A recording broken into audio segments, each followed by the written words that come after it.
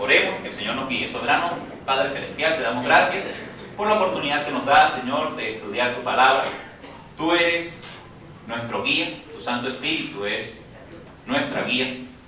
Y Padre Celestial, tu palabra es luz para nuestro caminar. Y Señor, muchas veces, si no fuese por tu palabra, por la luz que ella da a nuestras vidas, estaríamos completamente perdidos. Ayúdanos, Señor, a perseverar en la obediencia. No es fácil obedecer, pero qué maravilloso es deleitarse en las Escrituras y conocer a aquel que nos redimió, que nos llamó de las tinieblas a la luz admirable y que preparó para nosotros una herencia incorruptible, incontaminada, reservada en los cielos para nosotros. Gracias por permitirnos conocerte a través de las Escrituras. Permítenos crecer en el conocimiento de ti y en la fe para poder vivir esta vida que no es nuestra, sino tuya, por cuanto tú nos compraste. A ti sea la gloria y el imperio. Amén. Bueno, estamos estudiando acerca de la persona de Cristo. Al menos eso vienen estudiando conmigo, ¿no? En las clases que son conmigo, la persona de Cristo, el Mesías. Y es un curso pues de Cristología que estamos dando a través de estos domingos. Gracias, hija, por tener misericordia de mí.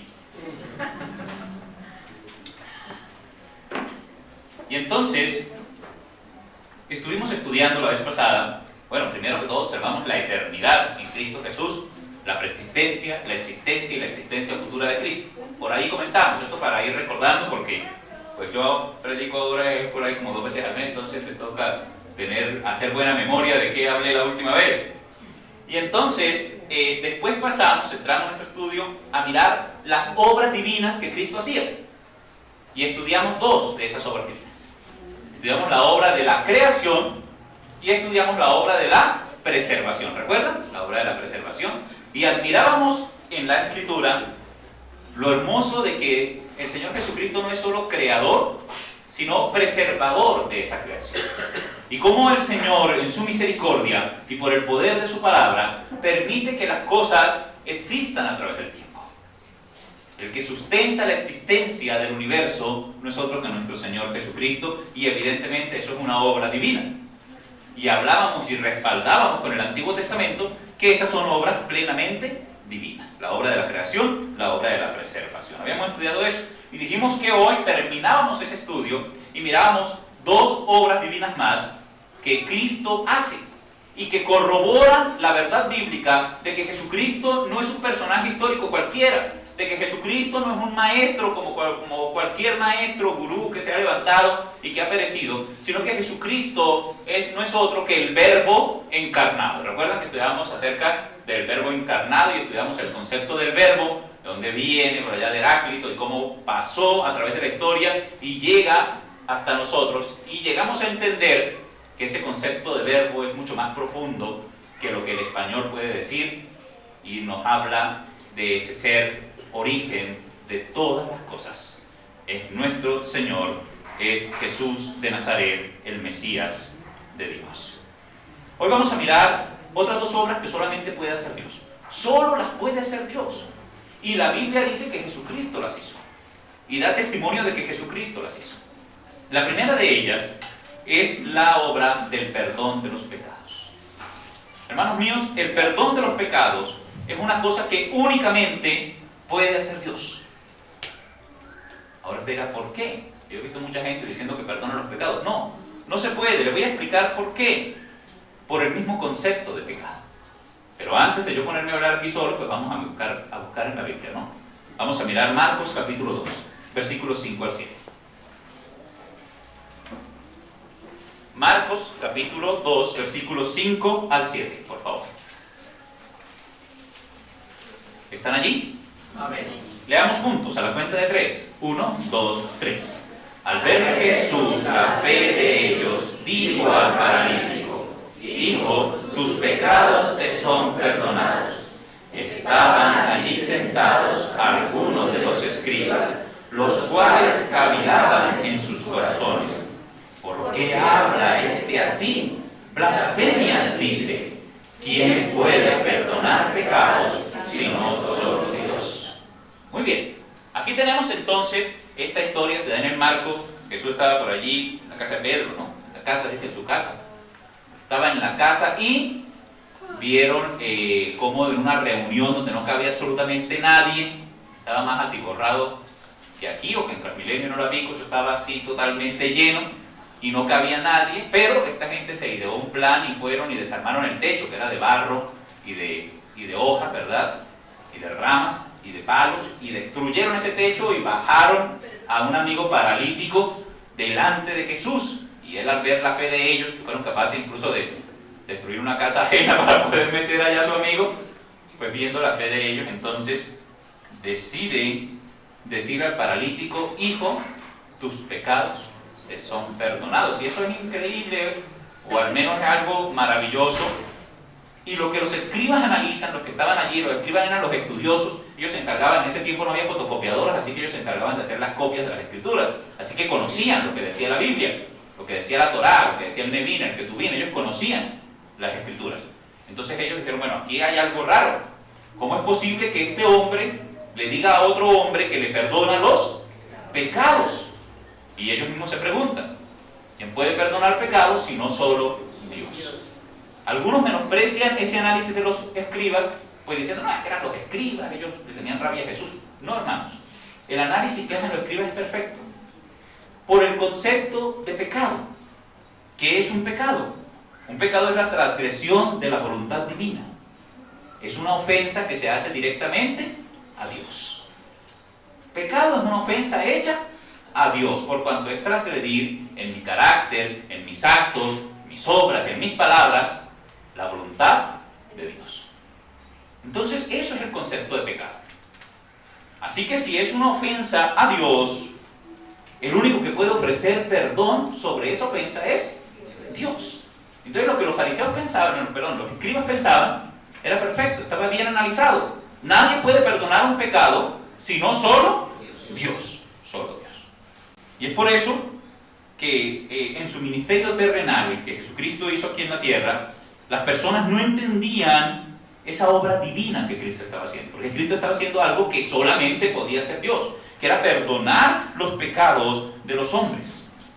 Cuando usted mira, me imagino que está ahí en Marcos en su Biblia, espero que sí, si cerró la Biblia, vuelva a abrir Marcos, porque él no mandó a cerrar la Biblia. Ahí en Marcos capítulo 2, vuelva y abra y dése cuenta que el resto del relato, lo que muestra es que Jesús, para comprobarle a esos escribas que él tenía poder para perdonar los pecados del paralítico, no solo le perdonó los pecados, que ya de por sí era una cosa asombrosa, sino que le reconstruyó esa columna vertebral y todo lo que tenía dañado, y lo levantó y lo hizo andar. ¿Por qué habla así? Blasfemias dice: ¿quién puede perdonar pecados sino solo Dios? Dice la Escritura, estoy en Marcos capítulo 2, voy para el versículo 8. Conociendo luego Jesús en su espíritu que cavilaban de esta manera dentro de sí, les dijo: ¿por qué caviláis así en vuestros corazones? ¿Qué es más fácil, decir al paralítico: tus pecados te son perdonados? O decirle: levántate, toma tu lecho y anda. Pues para que sepáis que el Hijo del Hombre tiene potestad en la tierra para perdonar pecados, dijo al paralítico: a ti te digo, levántate, toma tu lecho y vete a tu casa. Y dice la Escritura: entonces él se levantó enseguida, y tomando su lecho salió delante de todos, de manera que todos se asombraron y glorificaron a Dios, diciendo: nunca hemos visto tal cosa. ¿Qué es lo que nunca habían visto? Que hubiese alguien que pudiera perdonar pecados. Porque mire cómo Jesús argumenta, dice: para que sepáis que el Hijo del Hombre tiene el poder de perdonar pecados. Para eso levanto al paralítico. Y qué importante esto, porque el sacrificio que Jesucristo hizo en la cruz del Calvario, hermanos, el hecho de que Jesús haya muerto en una cruz, que haya derramado su sangre en la cruz, una sangre pura, perfecta, como de un cordero sin mancha, sin contaminación, establece un principio legal sobre el cual Dios, que es un Dios justo, puede perdonar el pecado de los hombres. Porque la Escritura dice que nuestro Dios es justo.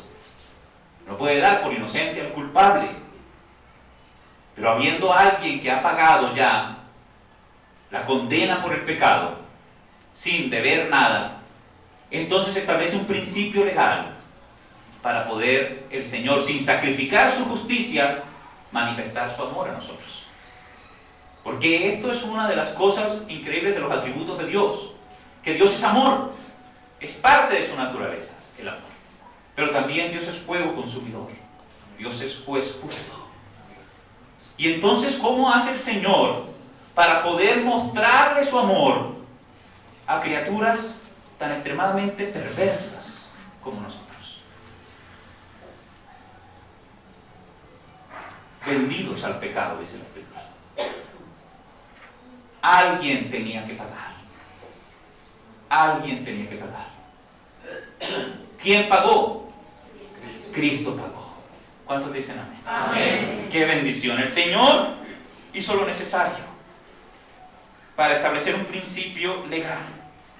Hebreos 9:22 no está ahí, pero dice: casi todo es purificado según la ley con sangre, y sin derramamiento de sangre no hay remisión de pecados.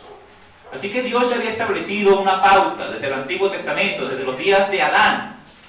¿Se acuerda que para que Adán saliera vivo del Edén, ¿qué tuvo que hacer el Señor? Dice, lo cubrió con pieles.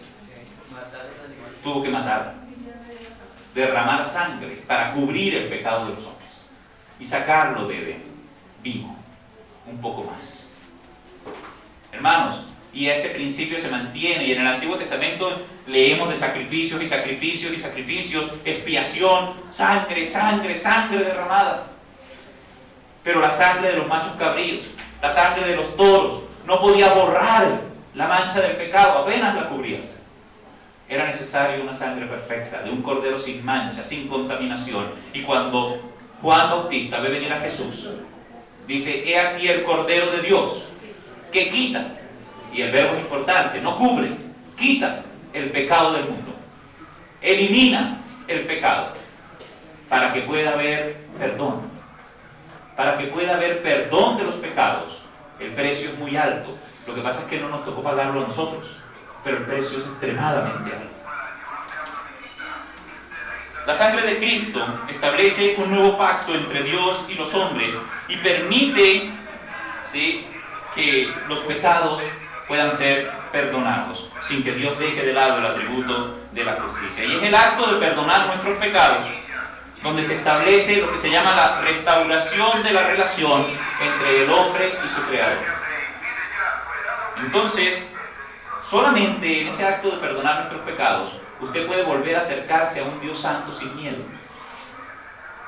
Porque es que tiene que haber temor de acercarse a un Dios que es fuego consumidor, pero que además es santo, santo, santo. ¿Cómo nosotros podemos estar delante de Dios? Porque nuestros pecados han sido perdonados. Porque el Señor murió en la cruz para perdonar nuestros pecados. La relación armónica entre Dios y el hombre, que fue rota en el Edén por causa de la desobediencia de Adán, es restaurada en la cruz del Calvario por medio de Jesucristo. Y ahí entonces desaparece en el corazón de nosotros el miedo. Desaparece el temor a la muerte, del que habla la Biblia. Dice la Escritura que el temor a la muerte nos tenía sujetos a servidumbre. Satanás, con el temor de la muerte, nos tenía sujetos a servidumbre.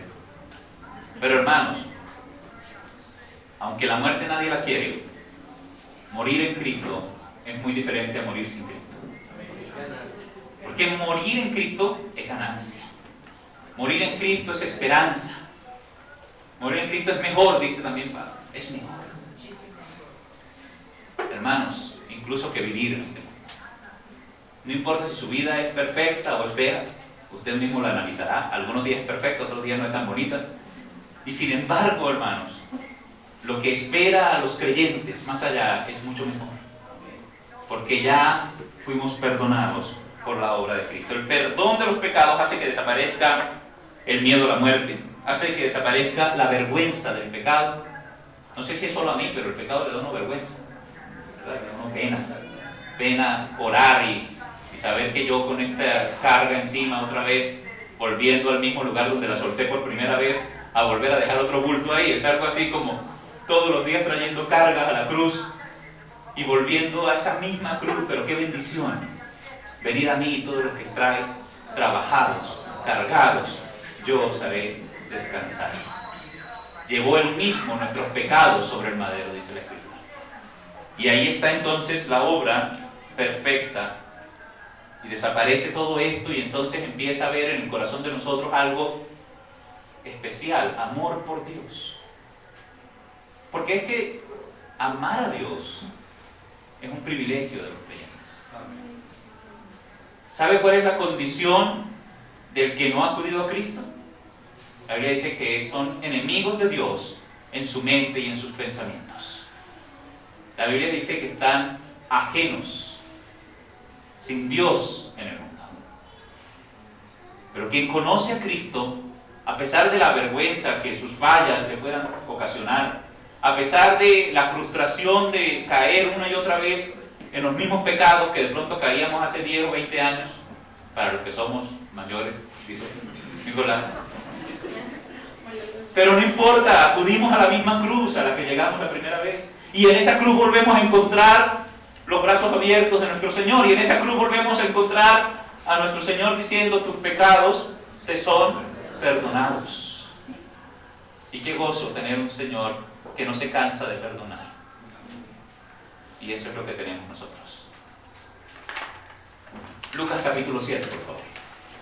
Otro relato similar. En Lucas capítulo 7 tenemos otro relato similar. Versos 41 al 43 vamos a leer allí.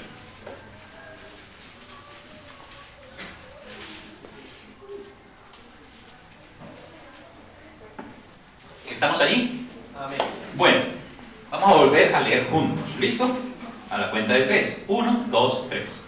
Un acreedor tenía 2 deudores. El uno le debía 500 denarios y el otro 50. Y no teniendo ellos con qué pagar, perdonó a ambos. Y pues, ¿cuál de ellos le amará más? Respondiendo Simón dijo: pienso que aquel a quien perdonó más. Y él le dijo: rectamente has juzgado. Allí estaba Jesús en la casa de Simón. Y una mujer pecadora entró y lavó sus pies con lágrimas. Y la gente decía: uy, si supiera lo pecadora que es esa mujer, no dejaba que lo tocaran. Y entonces Jesús le dice a Simón eso. Le dice a Simón: un hombre tenía 2 deudores y él perdonó la deuda de ambos. ¿Cuál le amará más? Y Simón correctamente responde: al que le perdonaron más. ¿Y sabe qué me parece maravilloso de ese texto? Que le da sentido a las fallas de nosotros en el mundo. Porque cuando fracasamos en nuestro propósito de agradar a Dios, cosa que sucede constantemente, al menos a mí, y volvemos a esa cruz, y volvemos al Señor a pedirle cacao como lo hemos hecho infinidad de veces, entonces, hermanos, no queda en nosotros sino amor por Él. Porque nos levantamos de donde oramos, de pronto sentados en una cama, arrodillados, o de pie, o por ahí tristes en algún lugar de donde estemos, y nos sentimos consolados por la palabra del Señor y por la promesa de que Él está dispuesto a perdonar nuestros pecados. Jesús perdonó a esa mujer pecadora. Eso está en Lucas 7, 47 al 50, lo pueden mirar allí. Y con esto no solamente deja claro que Jesús tiene el poder para perdonar pecados, que ya eso está claro, sino que tiene la voluntad. O sea, que Él quiere perdonarnos. Porque, ¿sabe lo difícil de pedirle perdón a alguien? Uno no sabe si lo van a perdonar, ¿verdad? Uno la embarra, va a ir a pedirle perdón a alguien y qué tal que me diga que no me perdona. ¿Qué hago yo ahí? A veces tomo una actitud dura: pues ya yo le pedí perdón, él verá si no me va a perdonar. No es así, todo orgulloso y todo malo. Y tomamos esa actitud, pero con Cristo no pasa eso.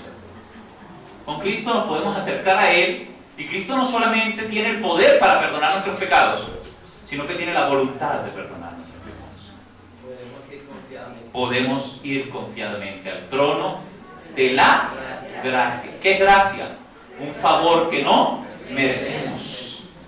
Ese perdón de pecado no lo merecemos, pero Él está dispuesto a darlo. Entonces, sin importar cuál sea la carga de pecado que un hombre tenga que llevar o lleve ahorita sobre sus hombros, de pronto usted ahí está con una situación en su vida que no sabe qué hacer con ella. Jesús sigue llamando para liberarnos de la carga. Venid a mí, todos los que estáis trabajados y cargados. Mateo 11:28. Yo os haré descansar. Él está dispuesto a darnos el perdón, el alivio que necesitamos de ese pecado. Entonces el perdón de pecados, hermanos, es algo sin costo. ¿Y sabe por qué es sin costo? Porque cuando uno no puede pagar algo, la única manera de acceder a eso es que se lo regalen. Esa es la realidad.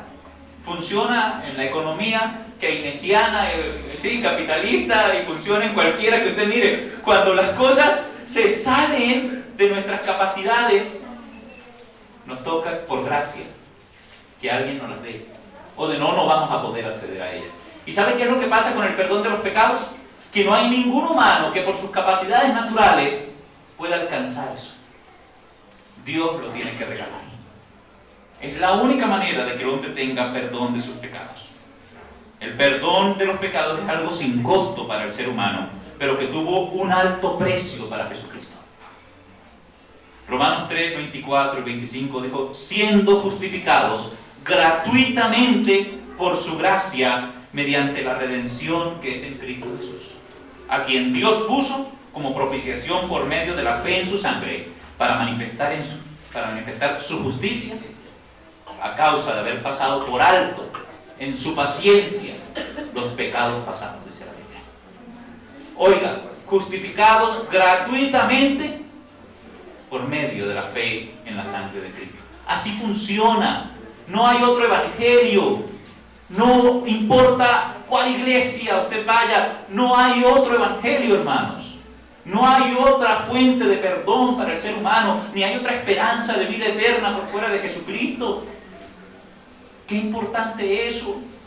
No es cómo cantamos, no es cómo oramos, no es cómo nos vestimos, no es si tenemos o no una santidad o una idea de que somos santos, porque eso es mentira. Si decimos que no tenemos pecado, le hacemos a él mentiroso, la verdad no está en nosotros. Pero no es esa ridiculez de la autosuficiencia religiosa que hoy en día se promueve, es Cristo.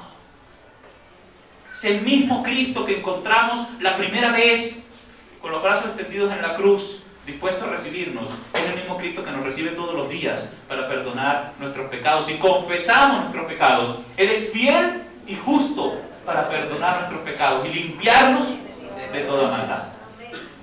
El poder de la obra divina del perdón de los pecados.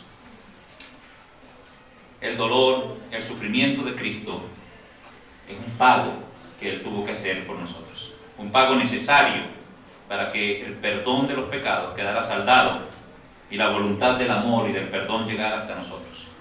Entonces el perdón de los pecados, que el hombre no puede alcanzar por sus propios méritos y por sus propias cualidades, llega a este mundo solo a través de Jesucristo. Y entonces la Biblia le da un título: Sotir, Salvador. El título de Salvador.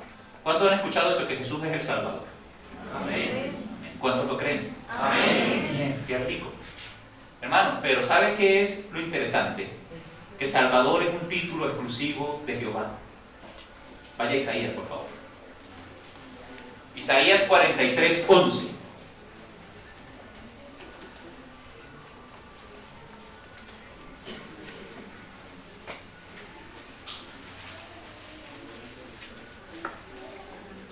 Mire, cortico. Leámonos todos juntos a la cuenta de 3. 1, 2, 3. Yo Jehová, y fuera de mí no hay quien salve. ¿Cuántos salvadores hay? Uno. Jehová. ¿Quién murió en la cruz del Calvario? Jehová. Hermano, murió Jehová por nosotros. Entienda eso. Que cuando hablamos de Cristo, no hablamos de otro ser, hablamos de Jehová, nuestro Dios. Él murió en la cruz. Y qué maravilloso este principio, porque nos está diciendo: ningún otro puede ser llamado Salvador sino solo Jehová, porque fuera de Jehová no hay quien tenga poder para salvar. Y el Nuevo Testamento nos dice que allá estaba Jesús diciéndole al paralítico: tus pecados te son perdonados, y levantándolo. Y también le dijo a esa mujer que estaba llorando y pasando por encima de su propio orgullo, porque cuando uno está en pecado, una de las cosas que más le pesa sobre los hombros, hermanos, es el orgullo que uno tiene. De ir allá y humillarse delante de Dios. Y esta mujer pecadora fue y le lloró a los pies a Jesús.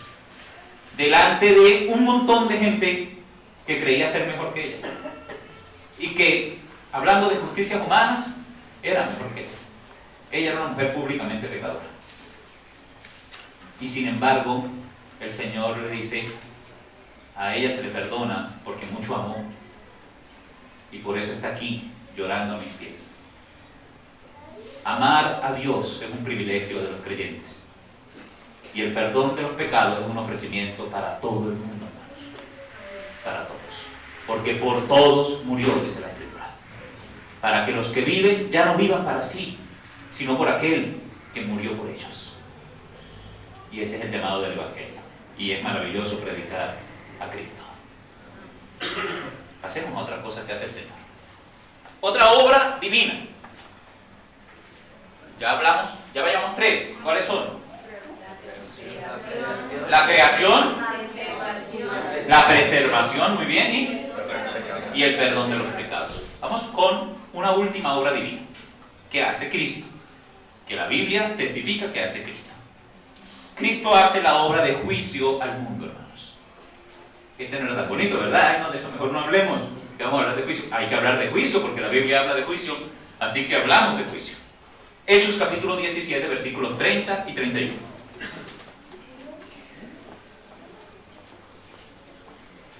Hechos capítulo 17, versículos 30 y 31.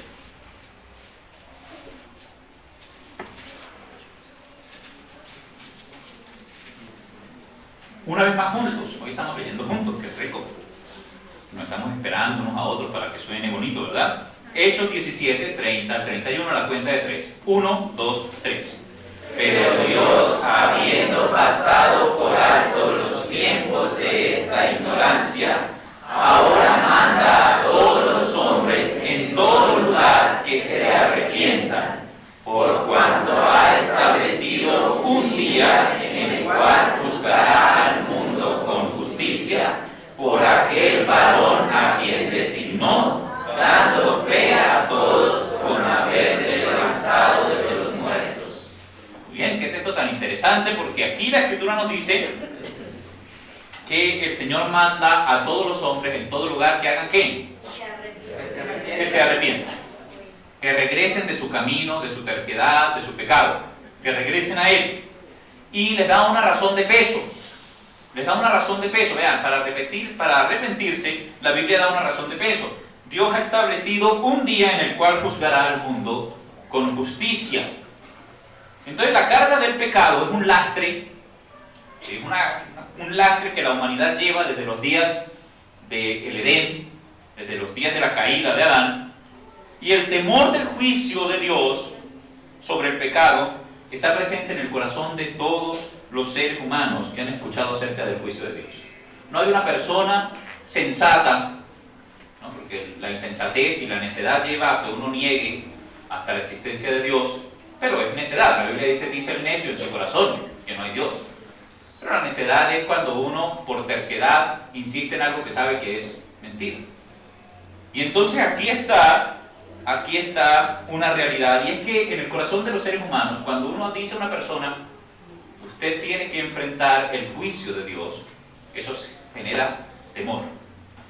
Temor. ¿Estoy yo preparado para presentarme delante de Dios? ¿Preparado para ese juicio? Es la pregunta que cualquier persona sensata se haría. ¿Estoy listo para presentarme delante de Dios? Si yo me muero aquí ahora, cosa que no es raro porque la gente muere, es una cosa científicamente descubierta que la gente se muere. Entonces, si cualquiera puede morir en cualquier momento, ¿estoy listo para encontrarme con Dios? Responderle por mi vida a Dios. Entonces, que el hombre niegue a Dios y viva como si Dios no existiera, no hace desaparecer la verdad del juicio. Además, que yo haga como si Dios no existiera, no hace que Dios desaparezca.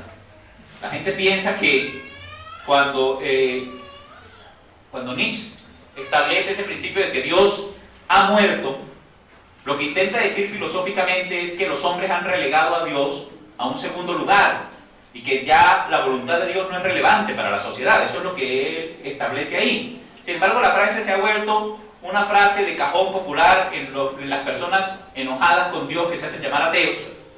¿Sí? Y entonces, claro, que Dios ha muerto, pero es que puede la desidia humana, la rebelión humana puede hacerle algo a Dios. Y más, Job dice, es que si yo aumentare mis males, ¿le haré algo a Dios? ¿Será que Dios va a ser menos Dios mañana porque yo sea más malo? ¿O porque yo deje de creer en Él? ¿Para quién es el perjuicio de apartarse de Dios? Para el ser humano, Dios. Para el ser humano. El que yo viva como si Dios no existiera no hace que Dios no exista. Dios está ahí. Y el que yo viva mi vida como si no hubiera un juicio, no quiere decir que no vaya a haber juicio. O que yo pueda decir, qué pena, todos vayan a ese juicio, yo no voy a ir. No, hermano. Tengo que ir a las malas. No es opcional. No es opcional. Es el juicio del Señor, es una verdad bíblica. Y entonces Apocalipsis 20, versículos 12 al 13 nos habla de ese juicio. Vamos a ver qué nos dice la Escritura acerca de ese juicio del Señor. Apocalipsis capítulo 20, versos 12 y 13.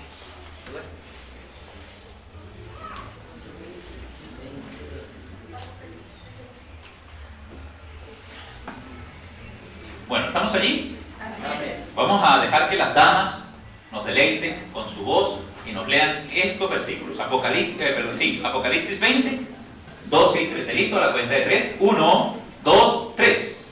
Y vi a los muertos, grandes y pequeños, de pie ante Dios, y los libros fueron abiertos, y otro libro fue abierto, el cual es el libro de la vida, y fueron juzgados los muertos por las cosas que estaban escritas en los libros según sus obras. Y el mar entregó los muertos que había en él, y la muerte y el Hades entregaron los muertos que había en ellos, y fueron juzgados cada uno según sus obras. Oiga, ¿hay juicio o no hay juicio del Señor? Hay juicio. Hay juicio del Señor. No, pero es que a mí no me va a pasar nada, porque como yo me voy a morir es por allá en lo profundo del mar, 20.000 leguas de viaje submarino, de allá no me saca nadie. ¿Qué dice ahí la Biblia? ¿Qué dice la Biblia? Y el mar entregó los muertos que había en ella. No, es que a mí me van a cremar, entonces yo no tengo. No importa, hermano. El Hades también entregará lo que tenga allá. Todos los muertos, grandes y pequeños, de pie delante del Señor. No, pero es que yo todo lo que hice malo lo hice a escondidas. No importa. Los libros fueron abiertos, dice la Escritura. Hay registro, Dios tiene registro de nuestra vida. Entonces no hay excusa, hermanos. No hay manera, es ineludible el juicio de Dios. Ineludible. Pero ¿sabe qué es lo maravilloso del juicio de Dios? Que Dios no solamente nos dice, voy a hacer un juicio, sino que nos adelanta un dato que es valiosísimo. Los que son abogados saben que es un dato valiosísimo. Nos dice el nombre del juez. ¿No? Usted sabe que cuando le adelantan al abogado quién es el nombre del juez, él se pone y dice, no, ese juez es Oyuca. ¿No? Ese juez no pasa una. Sí, depende el juez. Y entonces Dios en su misericordia nos dice, voy a hacer juicio. Y nos adelanta quién es el juez. 2 Timoteo 4:1. Mire quién es el juez. ¿Quién me lee esa cita fuertemente? Un voluntario.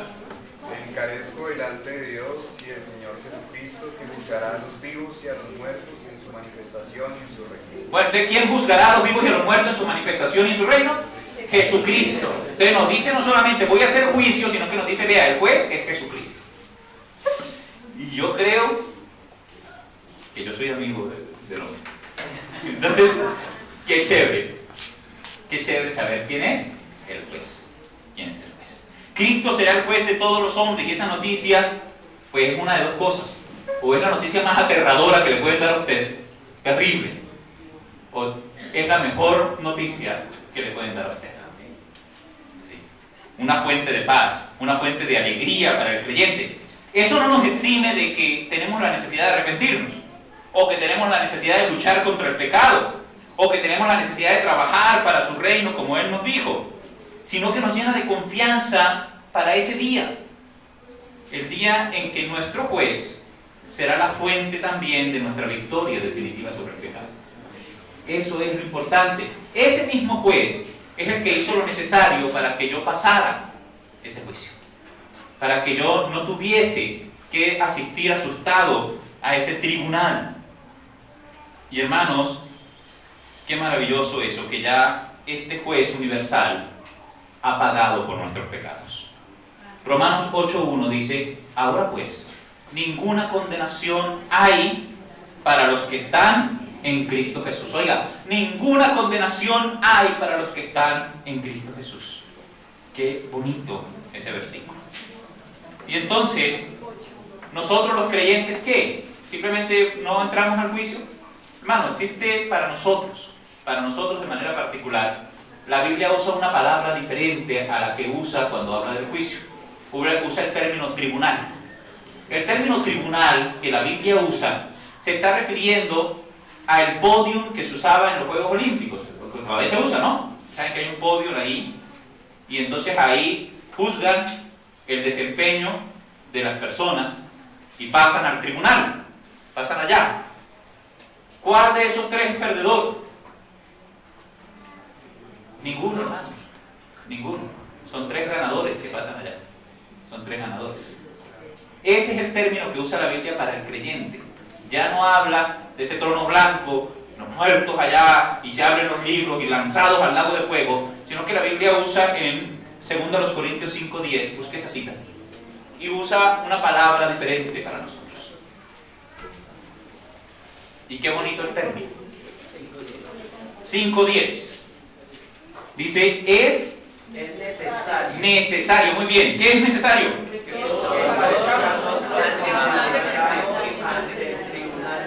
Vamos para el tribunal de Cristo. Entonces allí donde usted ha leído de las coronas, donde usted ha leído de ese gozo de estar en la presencia del Señor, ese es el tribunal de Cristo. Eso es lo que espera a los que confían en Cristo Jesús. ¿No va a haber condenación? No. ¿Por qué? Porque ninguna condenación hay para los que están en Cristo Jesús. Lleguemos solo los creyentes al tribunal. A aplaudir a los que suban allá a recibir las coronas. Pero pasamos todos. Pastor, y ahí dice sea bueno o sea malo. Pues Sí, claro, porque también está la vergüenza de no haber hecho lo que el Señor nos mandó. Que eso estaremos ahí un poquito atrás haciéndonos los picos porque nos da pena que no hicimos lo que deberíamos, hermanos. Por eso les digo yo, saber que estamos libres de la condenación no nos exime de la responsabilidad que tenemos con Cristo de luchar contra el pecado y de procurar agradarle. Entonces, el Jesús que la iglesia espera, ¿cuántos esperan al Señor? Amén. Es el Dios creador, es el Dios sustentador, es quien ha ofrecido perdón de pecados a todos los hombres y quien les llama a recibir el don de la salvación antes de que sea muy tarde y solo quede, ¿sí?, para la criatura humana una expectación ineludible de juicio. Ese es el llamado del Evangelio. En Tesalonicenses, 1 Tesalonicenses 1:10, la Biblia habla de la conversión de los tesalonicenses y dice que esperamos de los cielos a su Hijo, a Jesús, quien nos libra de la ira venidera. Así que la ira del Señor sobre la tierra es una verdad. El juicio del Señor sobre esta tierra es una verdad. Pero el Jesús que nos libra de la ira venidera también es una verdad. Y esa es la esperanza que tenemos, hermanos. Entonces, concluimos este estudio diciendo que la naturaleza divina de Cristo queda evidenciada por su obra de creación, por su obra de sustentación, por su remisión de pecados y su juicio sobre el mundo. Entonces tenemos pruebas bíblicas de que Jesucristo es Dios, que Cristo hace obras divinas, que solamente puede hacer Dios. Bueno, ahí terminamos hoy. Vamos a darle gracias al Señor por su palabra. Soberano Señor y Padre Celestial, gracias por este estudio, por el ánimo de mis hermanos para estudiar y por tu misericordia. Y te pedimos, Señor, que tú nos ayudes a tener presente siempre a Jesucristo en nuestras vidas. Jesucristo quien nos creó, Jesucristo quien nos sustenta cada día, Jesucristo quien murió por nosotros en la cruz y nos redime, y Jesucristo quien se levantará para juzgar y reinar, y nosotros, Señor, con Él. Porque tu promesa es que los que en Él creen, reinarán con Él. Bendito seas, oh Jehová, porque todo es por gracia, porque no somos mejores, porque si no fuera por tu inmenso amor y misericordia, no habría para nosotros sino una horrenda expectación de juicio. Pero para nosotros hay esperanza y vida eterna, porque tú has hecho lo necesario para que así vivamos. Y a ti sea la gloria, que esta tu iglesia te glorifique cada día, con lo que haga, con lo que diga, que nosotros, Señor, seamos para ti, porque tú nos compraste. Danos la fuerza para vencer nuestra propia debilidad y glorifícate de nosotros. En el nombre de Cristo Jesús.